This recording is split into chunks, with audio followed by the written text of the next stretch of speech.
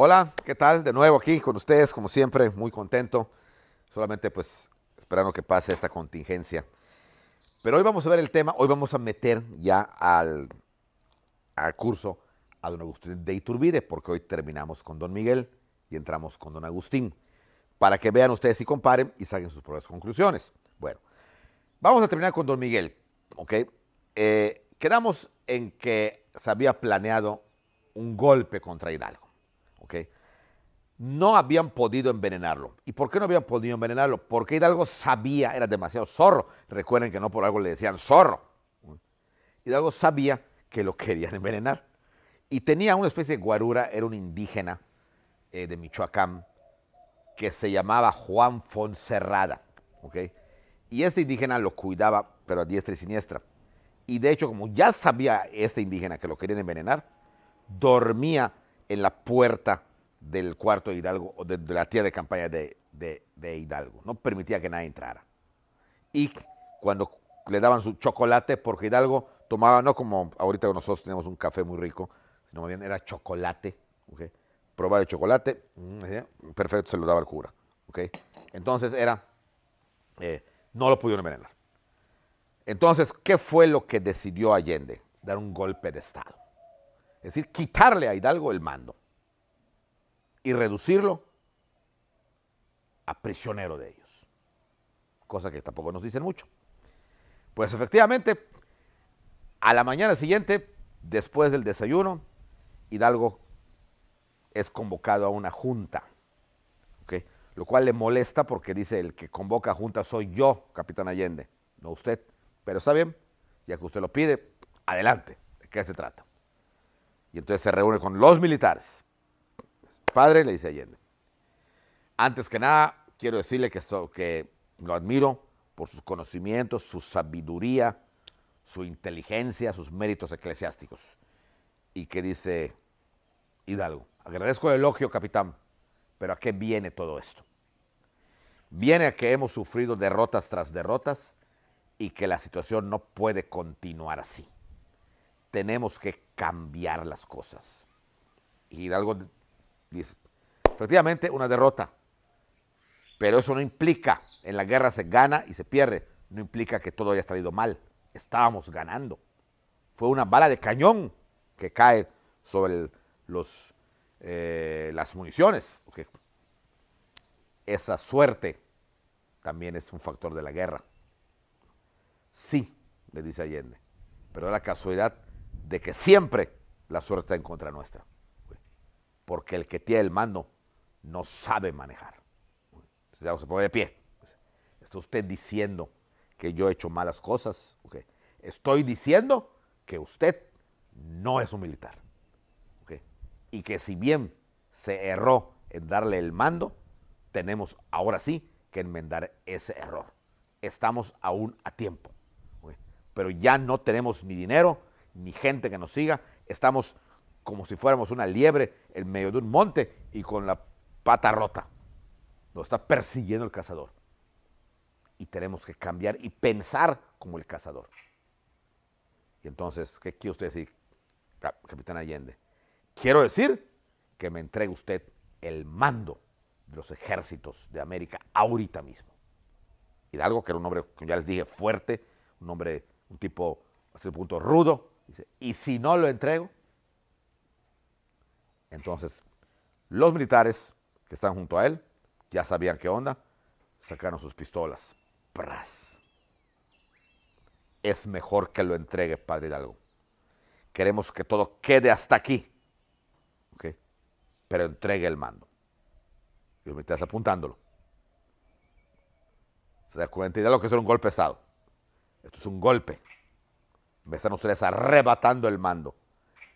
Llámelo como usted quiera, pero entréguelo ahora mismo, padre. ¿Okay? No nos haga esperar. Y entonces Hidalgo agarra la espada de mando y dice, entrego el mando al capitán Allende, pero quiero que si se va a ver un acta, se levante un acta que lo entrego por la fuerza. Muy bien. Okay. que le comuniquen a los soldados que ya soy el nuevo capitán general. Y los soldados pues, que querían a Allende, pues, los poquísimos que ya habían, no pasaban de 1000, pero todos eran ya militares, no había ya los indios, no había, se habían ido, ¿eh? Y ¡viva el capitán Allende! ¡Viva el capitán Aldama! Entonces Hidalgo dice, bueno, pues, y ahora, capitán, creo que entonces tendré derecho a regresar a mi parroquia, a tratar de pedir perdón por lo que hice. No, le dice Allende, no, pues señor cura, usted no se va. ¿Cómo? Usted se queda con nosotros hasta donde vayamos. De alguna manera, usted es la causa de la independencia. Y como usted me dijo hace algunos meses, efectivamente, la gente lo sigue a usted. Okay. Y lo va a seguir siguiendo. Pero ya no es usted el jefe. ¿Cómo? ¿No me puedo ir? No. Se queda con nosotros y usted va a ir a donde vayamos nosotros y a donde decidamos nosotros ir.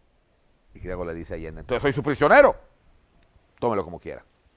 Pero ya se queda con nosotros. Hidalgo se da cuenta que pierde el poder y que además es su prisionero. Y Allende entonces toma la decisión.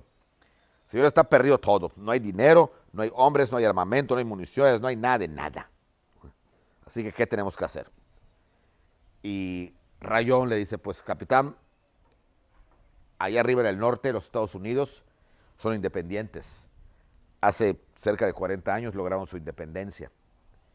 Yo creo que tienen las mismas ideas que nosotros. Una propuesta sería ir ahí a pedir ayuda. Y allá es buena idea. Vamos a los Estados Unidos a pedir ayuda. Si ellos la lograron, seguramente nos querrán ayudar. Son nuestros hermanos mayores, nos quieren mucho. Vean desde cuándo está la equivocación. Desde la independencia. Allende pensó que ellos eran muy buenas horas y que nos iban a ayudar, cuando ya sabemos que no fue así. Y Allende dice, pues, buena idea. Nada más que no podemos ir todos. Dice, oh, Rayón, usted quédese aquí, le dice, regrese a Michoacán y haga que no se pierda la idea de la independencia mientras volvemos. Porque si nos vamos, ¿cuánto tiempo vamos a tardar en llegar ahí? ¿Quizá un año? De que nos den ayuda, otro año, 3 o 4 años estaremos de vuelta. Si no se sigue con la idea de la independencia, esto muere aquí. Le encargo a usted que siga con la idea de la independencia. Está bien. Y Rayón no va a ir. Efectivamente, Hidalgo dice, bueno, ¿yo qué hago? Usted viene con nosotros. Y se van rumbo hacia Estados Unidos. Nada más que, evidentemente, el virrey Venegas y Calleja lo estaban siguiendo. Sabían por dónde iban y preparan una emboscada a la altura de lo que hoy es el estado de Coahuila. Ahí, cerca de Saltillo, en un lugar que se llama las Norias de Baham, son atrapados todos, los 1000, ahí mismo en las Norias, fusilan a todos los soldados rasos y llevan a Chihuahua, que era la capital de toda esa provincia interna, a los líderes, a Hidalgo, Allende, Aldama, Jiménez, Abasolo, presos. Okay. Los agarraron en pleno desierto. Okay. Subestimaron, que pensaron que Calleja estaba festejando el triunfo, cuando están siguiendo. No había drones como para seguirlos, pero había espías. Din, din, din, din. Había espías. Y los van a capturar fácilmente. Si sale de Guadalajara a finales de enero, son capturados el 21 de marzo de 1811. Llevados a Chihuahua y empiezan los juicios de todos ellos. ¿Ok? El más largo era el de Hidalgo, porque Hidalgo tenía que tener 2 juicios, uno eclesiástico y uno militar. ¿Ok? Los demás fueron rápidos. Los militares, de entrada, ya, no, o sea, era muy difícil que se salvara. De hecho, solo se salvó uno, Abasolo. Y porque su esposa, doña María Rubio, riquísima, se trasladó hasta Chihuahua y ahí con la nota inmensa del mundo, compró la libertad de su marido. Pero fuera de él, todos los demás se los echaron. ¿Por qué? Porque como militares que eran, el simple hecho de haberse levantado en armas, caías en una deslealtad ante el rey de España, y el código militar era muy estricto, era la ley marcial y era tu fin. Y así van a condenar a muerte a Allende, Aldama, Jiménez, ¿okay? Y los van a ir fusilando. La orden del fiscal, que venía desde Calleja y desde el virrey Venegas, era que a los principales cabecillas se les fusilara y se les decapitara. En este caso, se les ordena decapitar a Allende, Aldama y a Jiménez, y en su momento, ya que fuera degradado, que ya no fuera cura Hidalgo, entonces Hidalgo se le fusilara y se le cortara la cabeza también. Efectivamente, Allende, Aldama y Jiménez fueron fusilados un mes antes, el 26 de junio de 1811, en Chihuahua. Les cortan la cabeza y las meten en un frasco con sal y alcohol, y ahí se quedan esperando la cabeza que faltaba, que era la de Hidalgo. Hidalgo tardó un mes más porque había que degradarlo, había que ir el obispo, había que raspar las manos, como se hacía en esa época, para quitarle el poder de bendecir. Le levantaban los hábitos, le quitaban todo, ¿okay? hasta dejarlo en el poder civil. Claro que Hidalgo se defendió, recuerden que era doctor en teología, diciendo que el derecho canónico habla de que ese es sacerdote ad eternum, o sea, ellos lo pueden hacer, pero en verdad él seguía siendo sacerdote y tenía razón, ¿ok? Al sacerdote se le suspende, no se le puede quitar nunca la posibilidad de ser sacerdote, ¿ok? Ahora, ¿por qué se hacía esto? Porque los soldados, todos los soldados, eran muy católicos, y disparar contra un cura sentían ellos que era un pecado y que se iban a ir al infierno. Más que nada por ellos degradaron a los curas rebeldes, para que les dijeran los jefes, ya no es cura, ahí está, ya no son, ya pueden matarlos. O sea, era pura formalidad ante una ignorancia fanática gruesa que había en esa época. ¿Ok? Bueno, entonces Hidalgo, por fin ya degradado, lo van a fusilar el 30 de julio de 1811. Tenemos, y aquí vamos a terminar para entrar ya con Iturbide, tenemos la descripción muy detallada del fusilamiento de don Miguel Hidalgo, porque tuvimos la suerte de que el general en jefe del pelotón, un capitán español, cuyo nombre es homónimo del nombre de un famoso artista mexicano llamado Pedro Armendáriz, escribió esto para sus hijos y nos cuenta cómo fue el fusilamiento de Hidalgo. ¿Okay? Nos lo narra con detalle. Llevaron a Hidalgo, ¿okay? Cuando llegan al lugar de la ejecución, que hoy es el patio del Palacio de Gobierno de Chihuahua, que Hidalgo venía con un traje blanco, no como lo pintan en las figuritas de que estaba con su sotana, para nada, pues cómo va a ser si no, ya no era cura. Este es con un batón blanco, ¿okay? Tenía agarrado un crucifijo, ahí el padre le da la absolución y lo sientan en una silla, lo amarran y le vendan los ojos. ¿Okay? Y el pelotón, comandado por Pedro Armendáriz, ¿okay? Ve que Hidalgo estaba ya los ojos tapados, ya pues, amarrado, solamente con el crucifijo, y se ve que estaba rezando. Y entonces él dice, preparen armas, apunten, fuego, disparan. Pero ya sea por el nerviosismo de sus hombres o por el motivo que sea, ¿okay? No le dan a Hidalgo en ningún lugar vital, ¿okay? Y no muere, y está bastante vivo, ¿okay? Entonces dice, segunda descarga, y otra vez, preparen, apunten, fuego, y tampoco muere, ¿okay? Simplemente con el golpe se le cae la venda y ahora quedan, y hasta lo dice Pedro Armendáriz, dice, y quedan viéndonos con un dolor espantoso esos ojos verdes que no conocíamos. Estaba viendo con un dolor, pero decía, ya máteme, estaba sangrando. Una tercera descarga, preparen, apunten, fuego, y tampoco muere. Estaba todo despedazado. Y entonces ya ante la cuestión de que no moría, Pedro Armendáriz le dice a dos de sus soldados, ustedes dos, lo ponen junto a él y a quemarropa, ¿ok? En el corazón. Y como estaba tan, prende este fuego, ¿ok? Y es cuando muere Hidalgo. Le cortan la cabeza por un indio yaqui, ¿ok? La meten en un frasco de formol. Su cuerpo es expuesto en la plaza para que durante el virrey ordena que quede ahí expuesto hasta que los buitres lo coman. No pasó esto porque los franciscanos de Chihuahua pidieron que por caridad y por misericordia era un ser humano que les entregaban los cuerpos. Y le entregaron el cuerpo de Hidalgo a los franciscanos.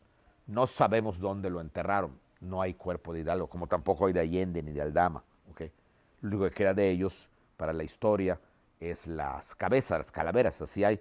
¿Por qué? Porque fueron llevadas a la Alhóndiga de Granaditas.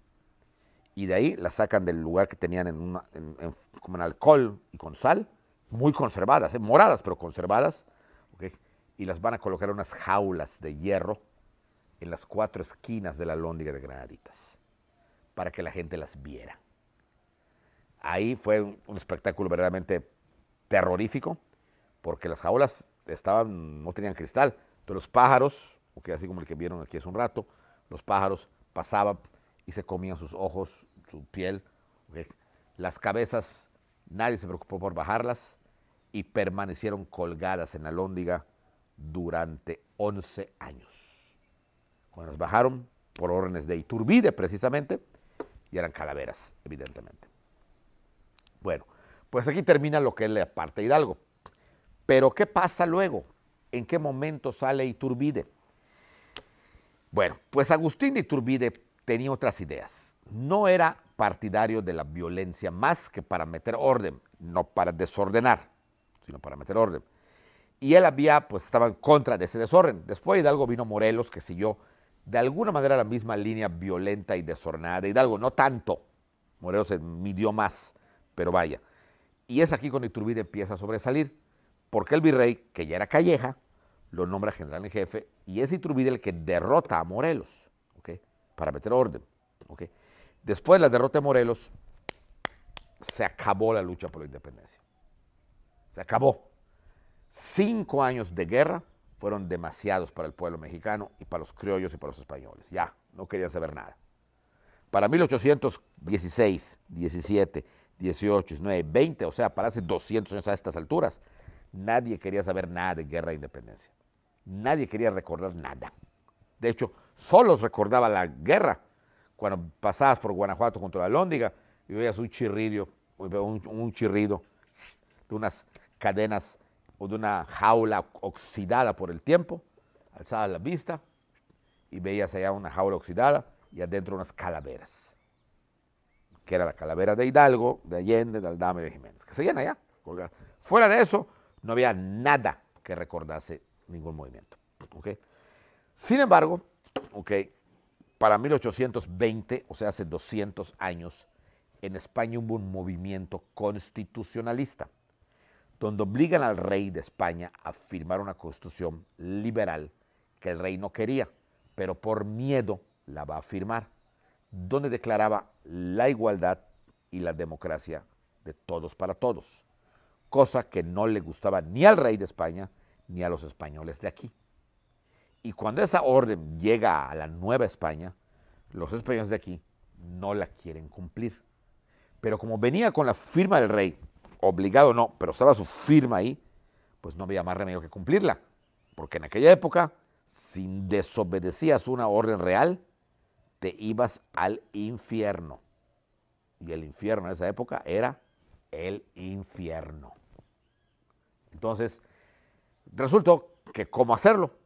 Entonces los españoles no la quieren cumplir, los españoles de acá, pero también tampoco querían irse al infierno.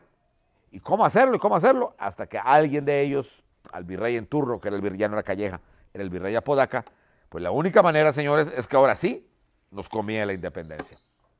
¿Cómo? Claro, porque al ser ya un país independiente, ya no tenemos que obedecer a España. Nombramos a nuestro propio rey, hacemos nuestras leyes y no tenemos por qué cumplir con esta ley. Pues buena idea. ¿Y cómo le hacemos? Queda un guerrillero que por allá anda haciéndose al loco en las montañas del sur, un tal Vicente Guerrero. ¿Quién lo acaba para que consumamos la independencia? Y es acá cuando una mujer que iba mucho a esas juntas, una mujer dice que muy guapa, rubia, bastante de buen cuerpo, inteligente, que se llama doña María Ignacia Rodríguez, conocida como la Güera Rodríguez. Dice, yo conozco al hombre que lo puede hacer.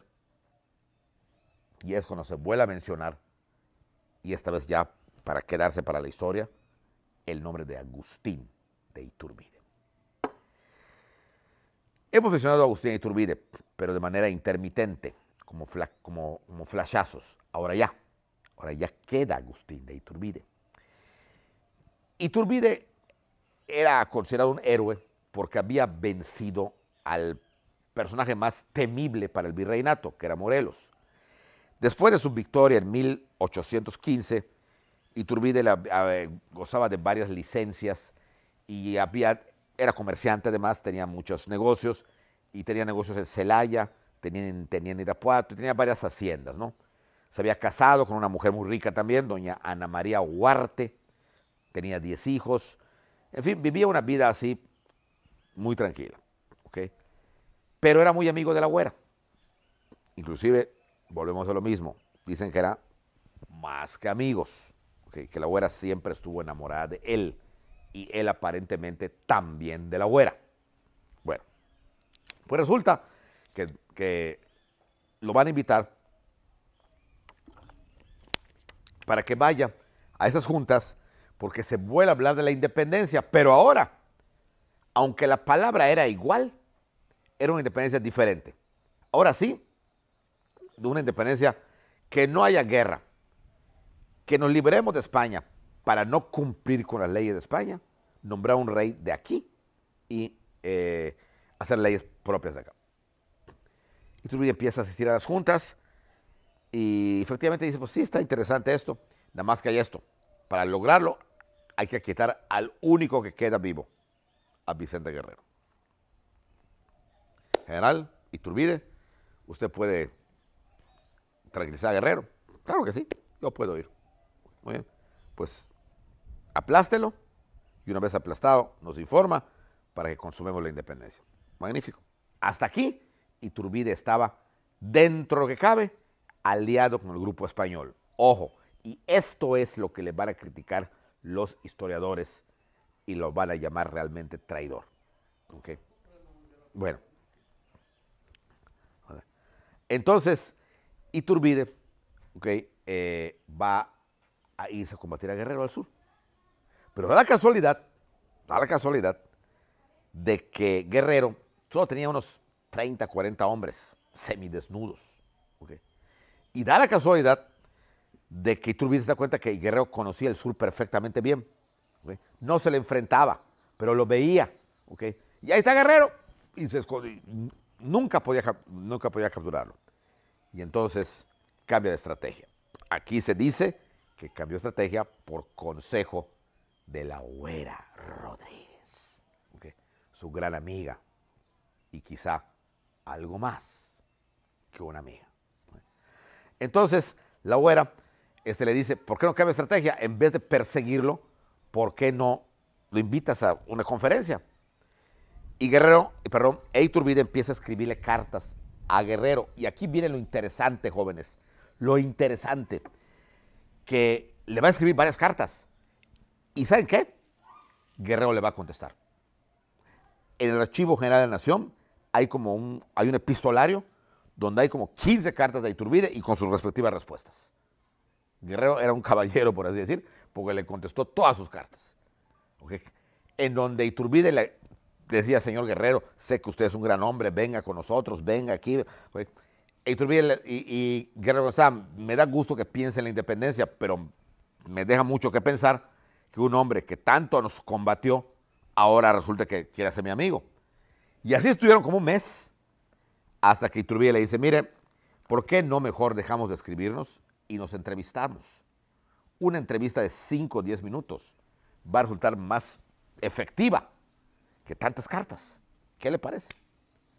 Y Guerrero dice, me parece bien. ¿Cuándo quiere la entrevista? ¿Okay? Usted ponga, General Guerrero, el día que usted quiera. Y pone 10 de marzo en un lugar llamado Acatempam. ¿Le parece? Iturbide estaba acampado en un lugar llamado Iguala. Me parece muy bien. Okay. Magnífico. Ahí te agarro mi GPS y voy a Acatempam. Magnífico. No había todavía. Bueno, entonces, todo preparado. Muy bien. La noche anterior se dice que entre él y la güera prepararon un plan que se conoce en la historia como el Plan de Iguala. Porque Iturbide pensó, no solamente es ir a hablar con él, tengo que presentarle un documento, ¿okay? Que ese documento sea algo visual para él y redacta dos cosas muy importantes. El plan de Iguala, que son las bases de nuestra independencia, le guste o no le guste al que no le guste, ¿okay? Que son la independencia, la religión católica y la unión de españoles y americanos o mexicanos y una bandera. Había que llegar con Vicente Guerrero, con una bandera de unión, de independencia y de religión. Porque Iturbide entendió precisamente, fíjense muy bien lo que había entendido, que los años de guerra habían desunido a los mexicanos. Que Hidalgo tenía una buena intención, pero el método fue el equivocado. La desunión, la guerra, la muerte. Ahora había que dar marcha atrás y hacer la unión. ¿Y qué era, después de tantos años de guerra, lo único que unía a los mexicanos? La religión católica. Todos eran católicos. Era el momento de que todos fueran católicos y unidos. Y la tercera garantía, la independencia. Todos lo querían. Todos. Españoles, criollos, todos. Entonces, mostrar una bandera con 3 colores. Esos colores tenían su significado original, no como hoy que tienen otro significado, les han cambiado el significado porque se supone que México es un país laico. Pero en ese entonces el significado era el verde, la independencia, el blanco, la religión católica y el rojo, la unión de españoles con todos los habitantes de México. Pues con este documento y con esta bandera, Iturbide se va a presentar a la entrevista con Vicente Guerrero. ¿Okay? Unir y no desunir era lo que pretendía don Agustín de Iturbide. Se entrevista con don Vicente Guerrero, 10 de marzo de 1821, en un lugar cercano a un pueblo llamado Acatempa, o sea, un escampado. Y ahí, pues hay muchas versiones. La romántica, que nos da Lucas Alamán, la un poco más centrada, que nos da don Lorenzo Zavala, y la más clásica, la que ha permeado, que nos la da Vicente Ría Palacio en su libro México a través de los siglos. Es interesante la versión de Vicente Ría Palacio, y a ella me voy a acoger yo, porque Vicente Ría Palacio fue nieto de don Vicente Guerrero. ¿Okay? Y aunque muchos creen que probablemente oyó de Vicente Guerrero contarle esto, es poco difícil, porque Guerrero murió en 1831, ¿okay? Y don Vicente Ría Palacio, a la muerte de Guerrero, tendría como unos 4 o 5 años, o sea, no creo que se acordara de muchas cosas. Pero en fin, de todas maneras, el personaje, por el simple hecho de ser nieto de Vicente Guerrero, su nombre completo era Vicente Ría Palacio Guerrero, pues nos da mucha categoría que este señor lo cuente. Y la versión de él es la siguiente, que a las 8 de la mañana ya estaban ahí los 2 ejércitos.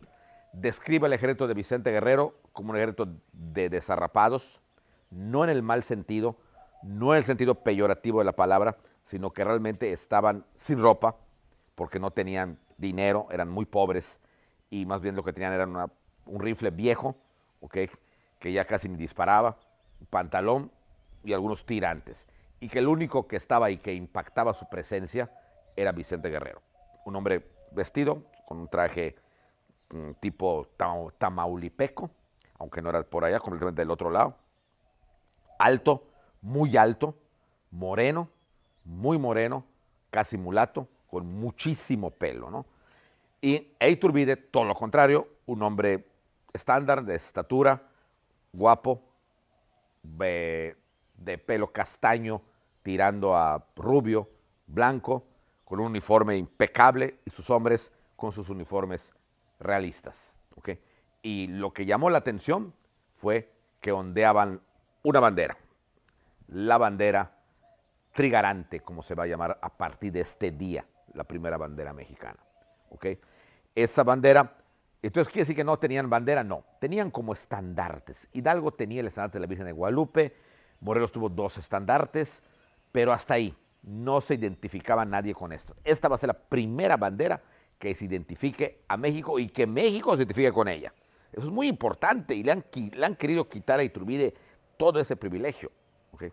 Bueno, hay un diálogo que don Vicente Herrera Palacio nos cuenta, no se escribió, por lo tanto, aquí una de dos, o de plano, tal vez la mamá, que era la hija de Vicente Guerrero, se lo contara a su hijo, a don Vicente Herrera Palacio, y lo escribió, ¿ok?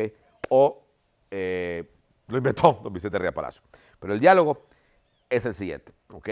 Que el primero que habla es Iturbide, que le dice, don Vicente, es un honor para mí, a un hombre que durante tanto tiempo ha sostenido la santa causa de la independencia. Es un honor conocerlo.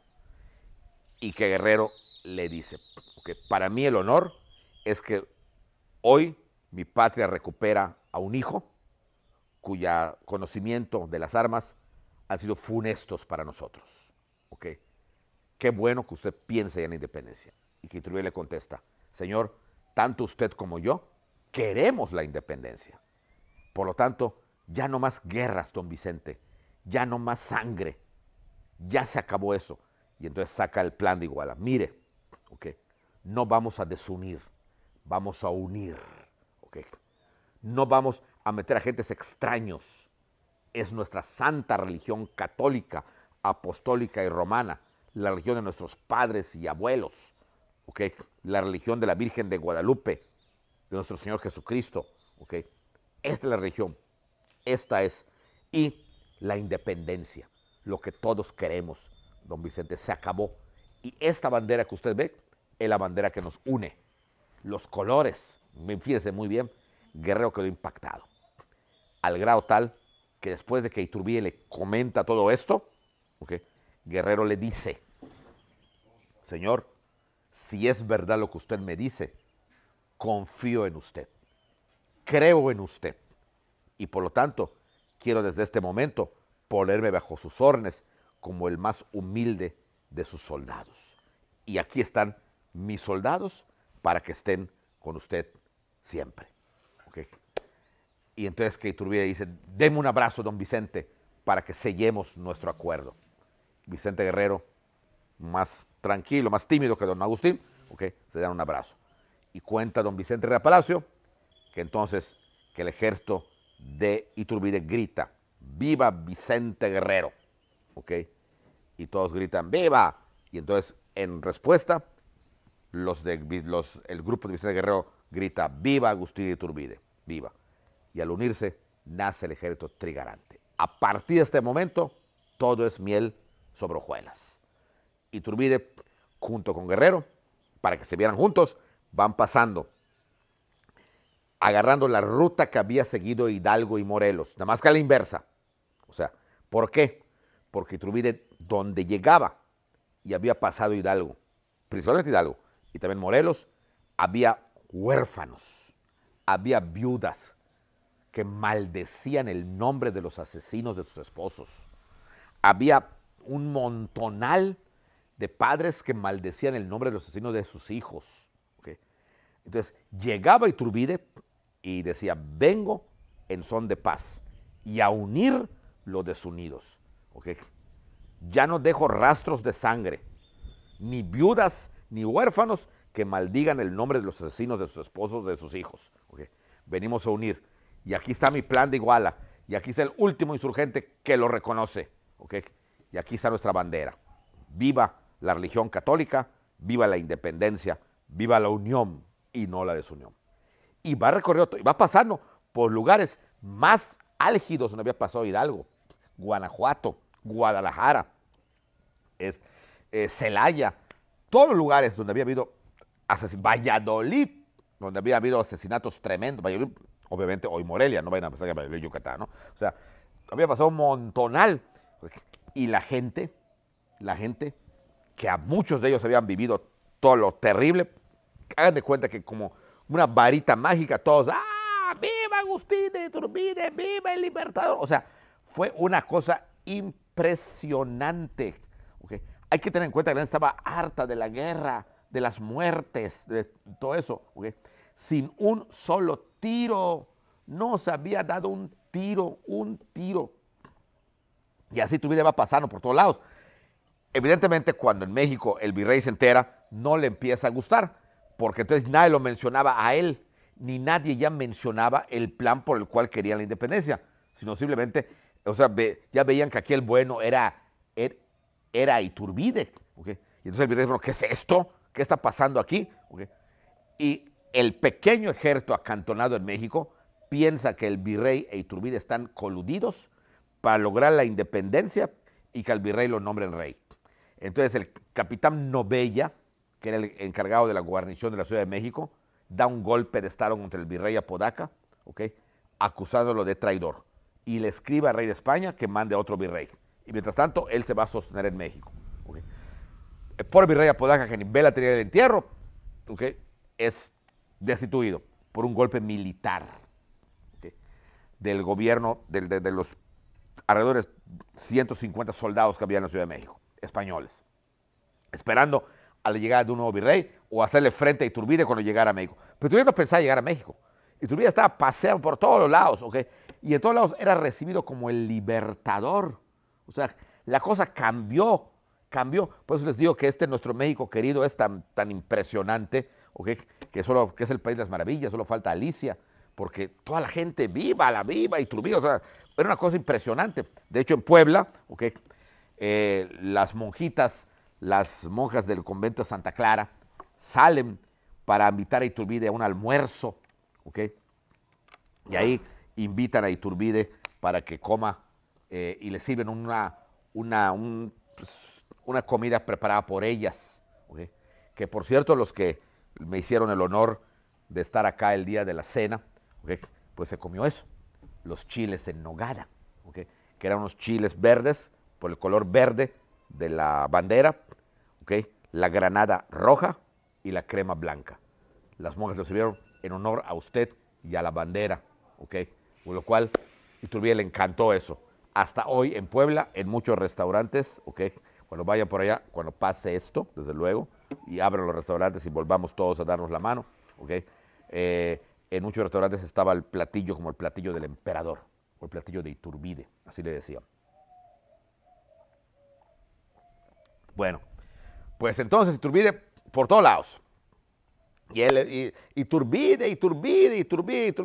Díganme una cosa, o sea, esto era algo que todos los autores de esa época y hasta los de ahorita lo reconocen. Reconocen que esto así fue. ¿Ok? Bien. Sin embargo, la carta llega y va. Iturbide pasa meses dando la vuelta por lo que es el centro de México. ¿Ok? Y para 1821, ya estamos hablando de julio, agosto, llega el nuevo virrey, que sería el último virrey de la Nueva España, don Juan de O'Donoghue, que llega. Iturbide se encontraba en ese entonces en Córdoba, también declarando la independencia en todos lados, todos unidos. Y le informan que el virrey había llegado a Veracruz. Cuando el virrey pisa Veracruz, jóvenes, lo primero que oye es un nombre nada más. Iturbide.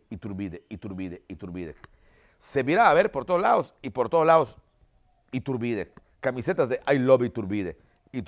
Por todos lados. Por todos. Helados Iturbide, los peinados a la Iturbide. O sea, todo Iturbide. Dice, bueno, quiero hablar con este señor. O sea, veo que esto ya vengo a una colonia que esto ya no es. Iturbide está bueno, que venga, pero que venga aquí, a Córdoba, para que quede claro que el que manda aquí soy yo.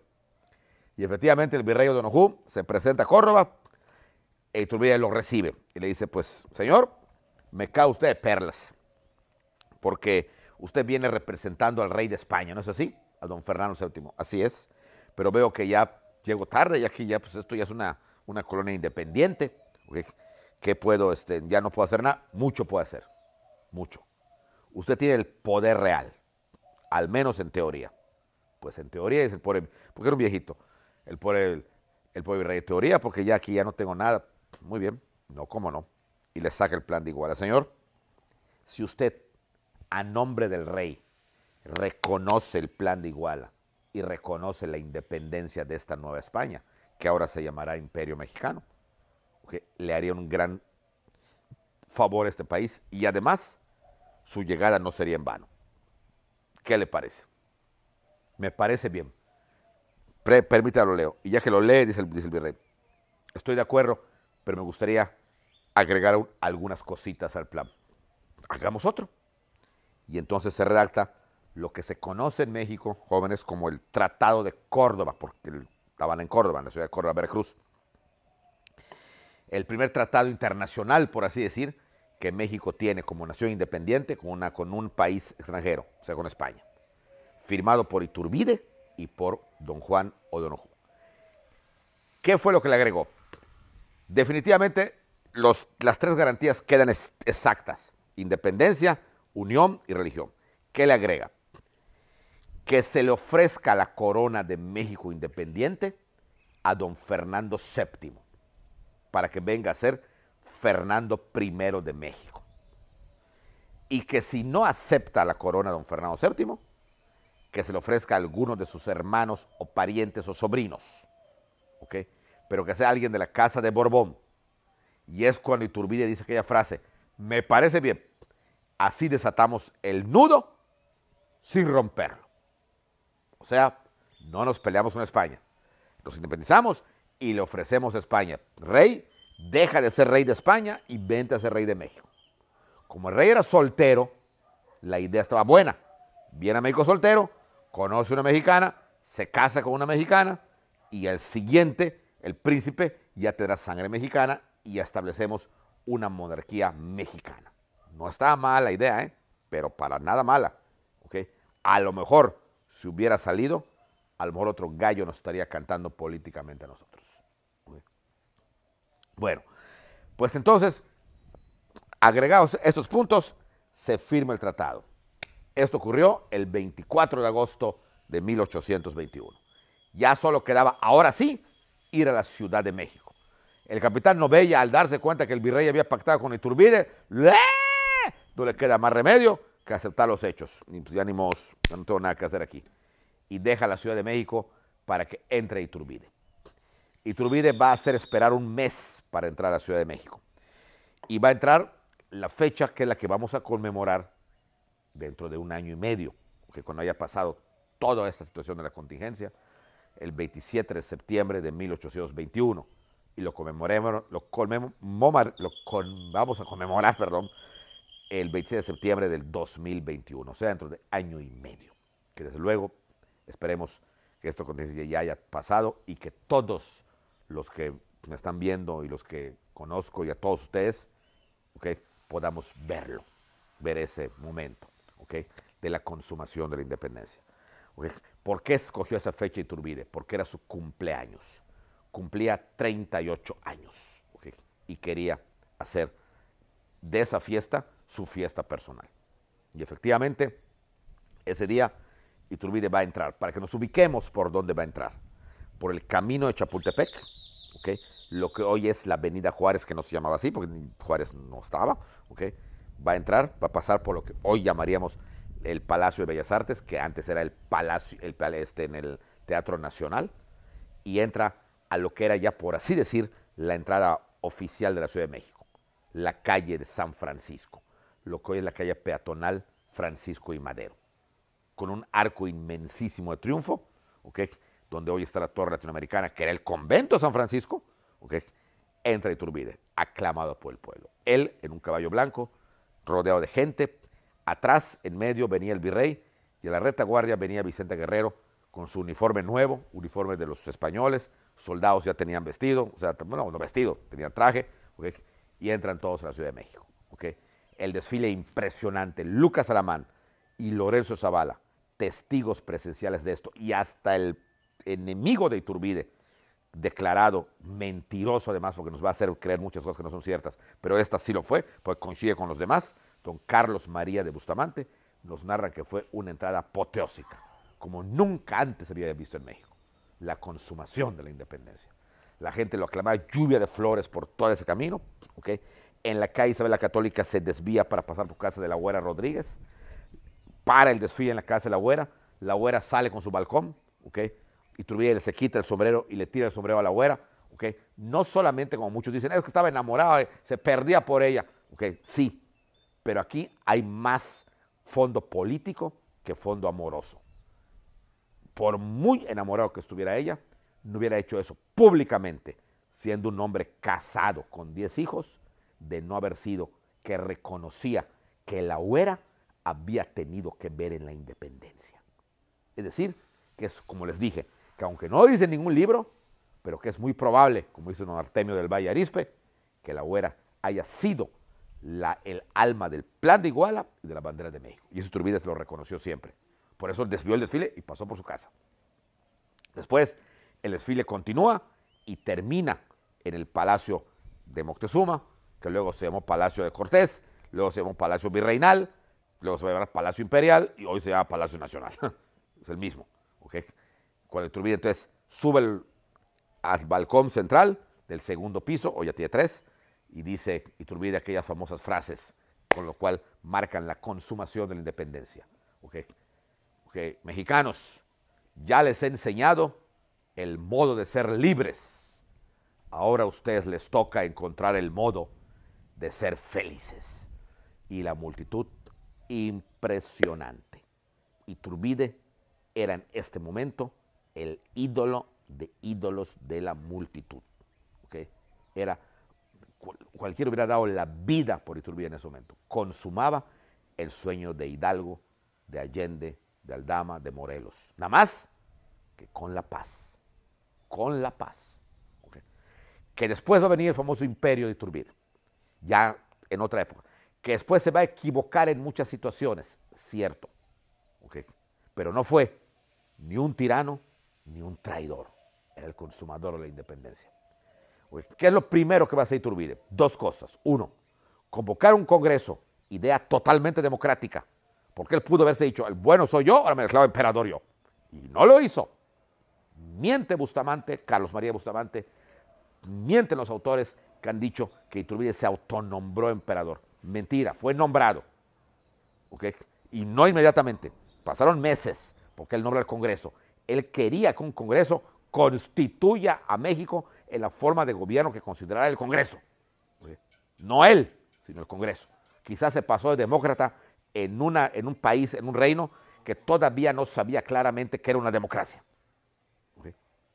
Pero él quiso hacerlo así. Y lo segundo, ordena bajar de Guanajuato las cabezas de Hidalgo, Allende, Aldama y Jiménez. Las ordena bajar con honores. Esas calaveras que se encontraban allá desde hacía más de 10 años. Estaban colgadas, Estaban colgadas. Las van a bajar. Todavía, de hecho, si ustedes van a Guanajuato, vean la lóndiga de Granaditas, todavía tiene los ganchos para afuera. Las jaulas ya se destruyeron, ¿verdad? Que entran al Museo de Guanajuato y hay una jaula, sí, pero no es esa. O sea, lo que sí es el gancho que se ve a lo alto. ¿Okay? Y con todo cuidado, porque se sabía qué calavera era cuál. ¿Okay? Entonces, cuando se bajaron, se apuntó en cada una cuál era cuál. Por eso se sabe cuáles son. Hidalgo, Allende, Aldama y Jiménez. Se sabía. Se meten en una urnita y son llevadas con honores a la Ciudad de México, donde el Libertador, como le decían a Iturbide, en una misa solemne, ¿okay? Son depositadas en una cripta en la Catedral de México, las cabezas de agua. Los cuerpos nunca se pudieron dar con ellos, porque al ser ejecutados como fascinerosos, como revoltosos, como malos para la sociedad, sus cuerpos fueron tirados a fosas comunes. Entonces, nunca se va a poder saber dónde quedaron los cuerpos de Hidalgo, pero las cabezas quedan. Las cabezas de ellos van a estar en la catedral durante 100 años. Allá van a estar en la cripta, hasta que cuando se conmemora, precisamente hace 100 años, el centenario de la consumación, ¿okay? Por eso estamos conmemorando el próximo año el segundo centenario, o sea, el bicentenario. Pero se conmemoró en 1921, el centenario de la consumación. El presidente de la República en turno fue la última vez que a Iturbide se le va a reconocer como tal. Fue la última vez, ¿okay? Porque él era el consumador. Fue la última. Pero a lo que iba no era eso. Era a que el presidente de México de ese entonces, el general Álvaro Obregón, decide convertir el monumento del Ángel de la Independencia, inaugurado 10 años antes por don Porfirio, en una especie de cementerio de los héroes de la independencia. Y por un decreto decide los huesos que estuvieran disponibles de los héroes, que se supiera dónde estaban, llevarlos ahí y depositarlos en una cripta, que es una cripta circular, ¿ok? Donde están los huesos de algunos héroes de la independencia. Y los principales, evidentemente, eran las cabezas de Hidalgo, Allende, Aldama y Jiménez. Y aunque se protestó por como gente muy católica que era Hidalgo, Allende, Aldama y Jiménez, si les hubieran preguntado dónde preferían descansar eternamente, hubieran dicho 1000 veces la catedral. Fueron sacados de ahí, ¿ok? Y en un desfile cívico, laico, fueron depositados donde hasta hoy se encuentran las cabezas, en el Ángel de la Independencia, ¿ok? Este es el destino final, hasta ahorita, de las cabezas de Hidalgo, Allende, Aldama y Jiménez. Iturbide, ¿ok? Decide entonces cumplir con el plan de Iguala, ¿ok? Constituirse México, cosa que no lo va a lograr porque el Congreso nunca se va a abocar a hacer ninguna constitución, y además la mala suerte es que el rey no va a venir. Iturbide manda una comisión para que cumpla lo que había pactado con O'Donoghue. Mandar para que el rey venga. Aquí hay muchas cosas. Si el rey hubiera venido, la historia hubiera cambiado por completo. Pero el rey Fernando VII era tan, como le decían, tan imbécil, ¿sí?, que no se dio cuenta de que le estaban ofreciendo un reino que en ese momento lo quería. En España ya no lo querían, ¿okay? Entonces, no solamente no se niega a venir, sino que además desconoce la independencia, o sea, se pelea con México, ¿no? La desconoce, y esto complica las cosas por completo. Y es entonces cuando entonces la multitud, al ver que se quedaban huérfanos, porque ellos pensaban que iba a ser Fernando VII el rey con el nombre de Fernando I, o alguno de sus sobrinos o primos o parientes, porque no, les recuerdo que no era casado, pues entonces la gente dice, pues ¿quién más que nos gobierne? Iturbide. Si él consumó la independencia, que él sea nuestro emperador. Y es cuando la multitud enardecida sale a las calles, descritas por todos los testigos presenciales. Repito, Alamán, Zavala, Bustamante, Gómez Farías y todos los testigos que escribieron dicen que fue una mar de gente que llenó calles enteras de México dirigidas a la casa de Iturbide, que hoy está en la, bueno, siempre estaba ya en la calle Madero, ¿okay? Hoy es parte del grupo Citigroup, del grupo del Banco de México, ¿okay? Y ahí, pero está conservadísima, la casa es la mismita, ¿okay? La multitud lo aclama. Cuando se dan cuenta que no estaba ahí, estaba en casa de la Güera, se dirigen a casa de la Güera, y ahí Iturbide, ¿ok?, oye la gritería, y don Artemio aquí nos cuenta que la Güera le decía, no salgas, Agustín, no les hagas caso, ya cumpliste, eres el consumador, eres el que ha unificado el país, lo que sigue ya no es tuyo, déjalos, es la plebe, es el populacho, no les hagas caso, va a ser tu muerte. Y la gente grita, Agustín primero, emperador de México, la multitud. No le hagas caso a la plebe, Agustín, deja que el Congreso haga su trabajo, es tu muerte. Cuenta don Artemio que la Güera hasta se le arrodilló. Dijo, no lo hagas, Agustín, eres el ídolo, eres el héroe de la patria, no lo hagas. Y cuentan que Agustín la levanta, no, Güera, el pueblo me llama, y el pueblo quiere a Agustín primero, emperador de México. Y Agustín sale al balcón, se deja querer por el pueblo, y el Congreso, al ver que la multitud lo aclamaba, los congresistas piensan que la voz del pueblo era la voz de Dios. Y entonces el Congreso lo nombra emperador de México por mayoría casi absoluta, pero hubo 15 votos en contra de don Agustín de Iturbide. ¿Okay? Es aquí, por esta situación, donde Carlos María de Bustamante, que fue uno de los que votó en contra, lo van a llamar tirano, traidor, asesino. ¿Ok? ¿De dónde? El pueblo lo nombraba, cierto. Lo lógico era no aceptarlo, ¿ok? Porque el pueblo grita lo que sea. El pueblo gritó, vivas a Maximiliano, vivas a Juárez, vivas a Porfirio, vivas a Madero, vivas a Carranza, vivas a Obregón, vivas a Calles, vivas a Cárdenas, ¿ok? El pueblo grita vivas, ¿ok? Hoy en día, ¿cuántos vivas no le gritaron a Peña? Vivas a Fox, vivas al actual presidente. Digas, el pueblo cambia. Hay que conocer realmente que no es lo mismo pueblo que populacho. E Iturbide no pudo hacer esa diferencia. Y al no hacerla, ¿ok?, muchos de sus compatriotas lo maldijeron. Pero yo me pregunto, para que ustedes piensen, con todo lo que hizo, ¿merece estar en el infierno de la historia de México? Cuando lo que vamos a gozar y lo que estamos gozando se le debe en gran parte a él, ustedes tienen la respuesta. Pues muchas gracias a todos ustedes. Me encantó darles este curso, aunque sea así por la contingencia que se está dando. ¿Ok? Les mando muchos saludos a todos, a los que toman el curso, a las que toman el curso, a los que vinieron a la cena, a los que aún no conozco, pero ojalá que esto pase pronto y nos volvamos a ver pronto, ¿ok? Cuídense mucho, pues procuren estar juntos en familia, ¿ok? Esto va a pasar y que Dios les bendiga a todos y nos vemos. Gracias.